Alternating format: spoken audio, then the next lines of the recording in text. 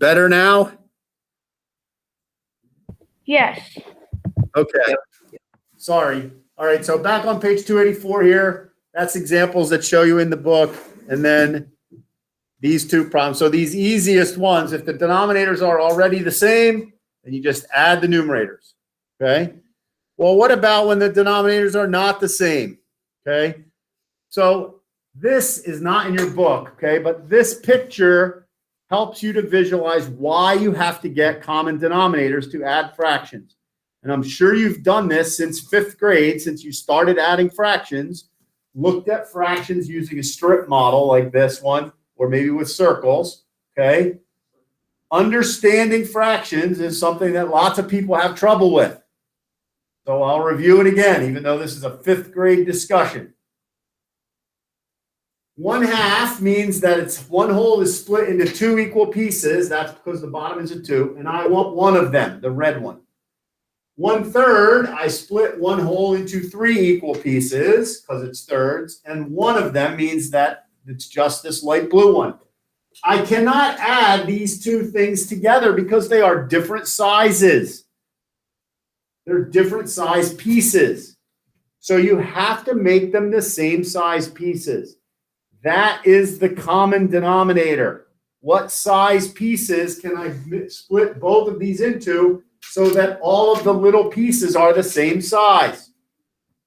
Well, 2 and 3, the two denominators there, the least common multiple of those two, is actually the only multiple of them, is 6, right? So I can split this into 6 equal parts, right? And 1/2 of them, the red section, is 3 of those 6. 3/6 is equivalent to 1/2. The thirds, I can split this into 6 equal parts by splitting each third into 2. And now this 1/3 is 2/6.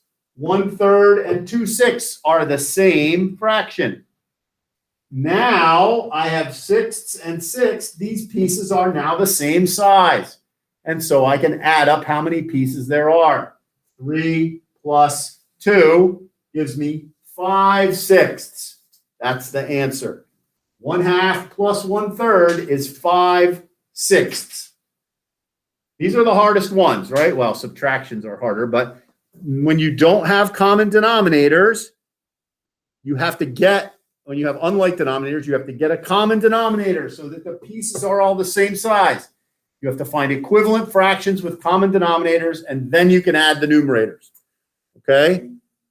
So the book, separate topic, separate section in the book. So you jump ahead a few pages to page 292, and it says to add or subtract with different denominators. You rename the fractions with the least common denominator.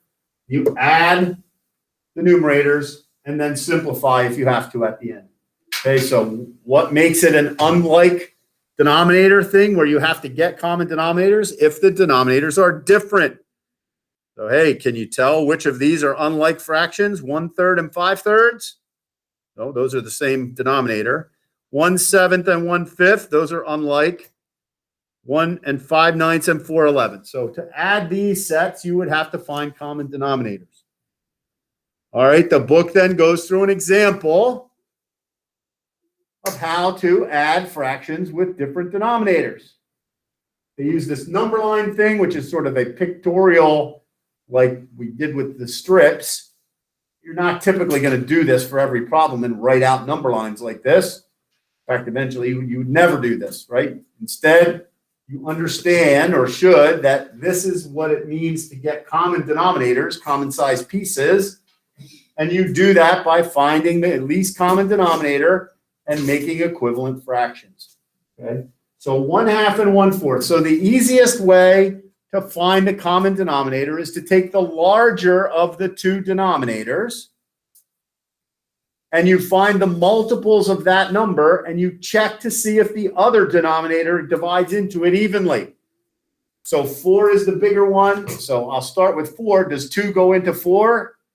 Yes. So that means 4 is the lowest common denominator.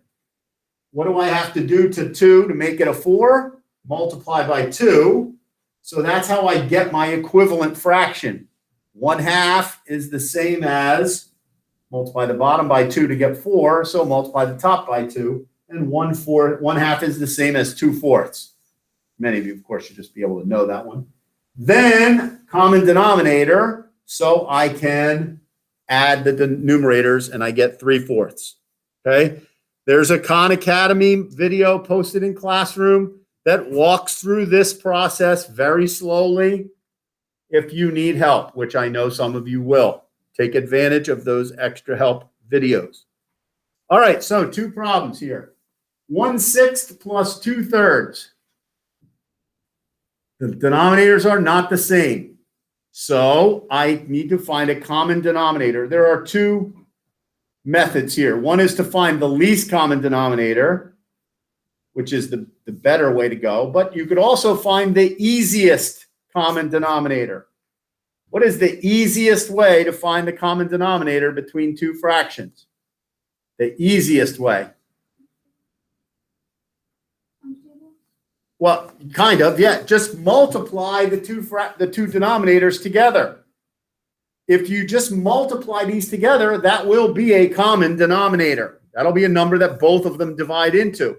Okay, it might not be the lowest number, but it will always work. Okay, that's called the easiest common denominator.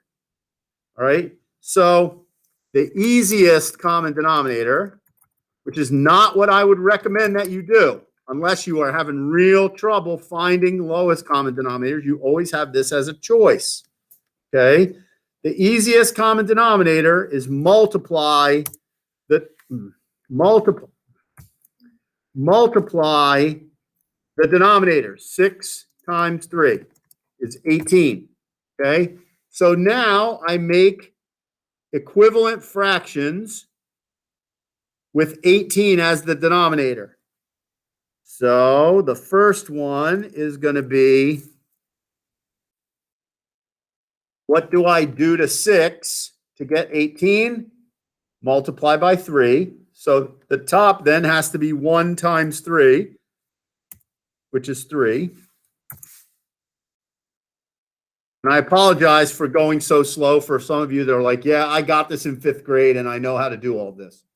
I appreciate that there are people like that out there, but I also appreciate there are people who don't do this very well at all. And so I'm trying to help them as much as I can because that's my job. Okay, so 2/3 as an equivalent fraction of 18ths. What did I do to 3 to get 18? Multiplied by 6.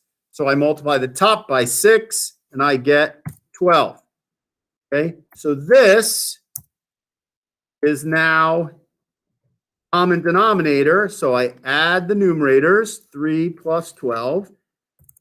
3 plus 12. And the denominator stays the same. 3 plus, oh wait, come on, Riley.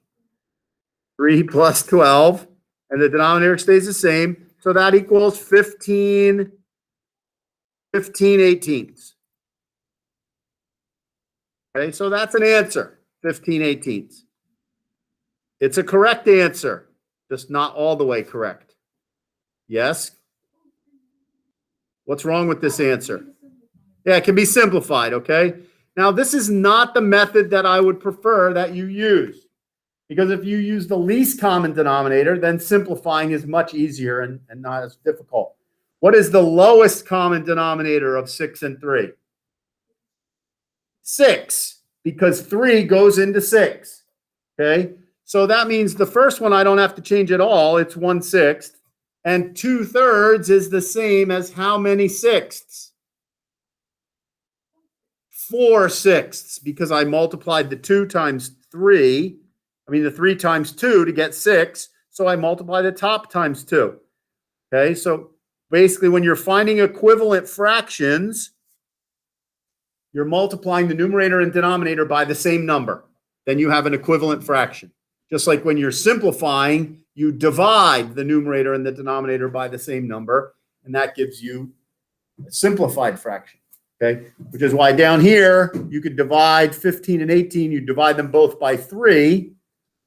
right? 15 and 18 are both divisible by 3, and it simplifies to 5/6. Same answer, okay? If you're stuck and can't find a common denominator, you can always do the easiest one. There are 2 videos posted, Math Antics videos, about finding common denominators, least common denominators, and finding easiest common denominators. Again, more stuff you can look at if you are having trouble with this. All right, everybody do this last problem and type your answer in the chat of the meet.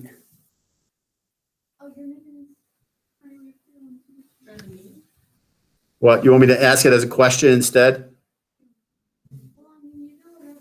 You're right. Normally I'll ask it as a question. So let me do it that way. I'm going to turn the chat off because people will put that. And in classroom, I will ask a question.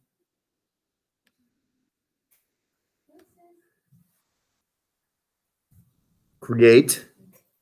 Now, you can't see this, I know. Create a question. What question is it? 1/4 plus, not 2/8, something 8. 1/4 plus 3/8. 1/4 plus 3/8. What is 1/4 plus 3/8? You cannot reply to each other today. Ungraded. Not due today. Ask. All right, so go ahead and put your answers in there. We'll walk around and see how you're doing on this one. Of course, you should be following along in the book since that's where the lesson is. Some of you don't have your book out. That's unfortunate. Since these problems and the notes are right in the book. I did, didn't I? Did I ask the question? Yes, it Yes, I did. Evie's got it up here. Right. All right. 1/4 plus 3/8. What do you think, Holly? Redheads are gingers.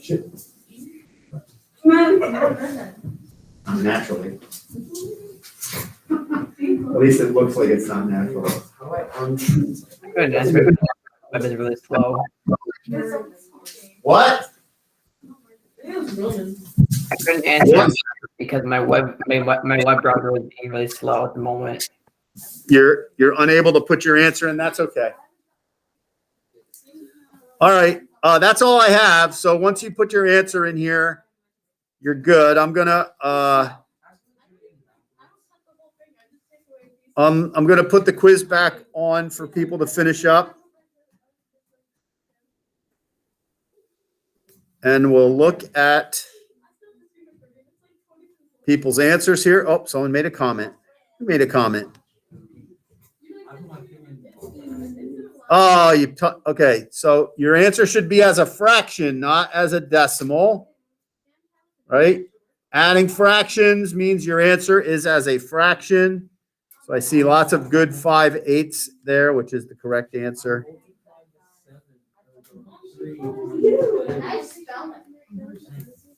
All right. So here's what this one should look like. The common denominator for fourths and eighths is eighths because I can split fourths into 2 and then they will be eighths, right? 4 goes into 8 2 times. So the equivalent fraction of 1/4 is 2/8 and 2/8 plus 3/8. You do not add the denominators. You keep the denominator because that's the size of the pieces that you're adding. And you add up how many pieces there are, which is the numerators. So the answer is 5/8. Okay, so you have 2 IXL topics. One of them is just finding least common denominators. The other one is finding equivalent fractions. And then you have the dentist teeth game, which is another finding common denominators and adding. Those are due at the end of the day on Wednesday, the 17th.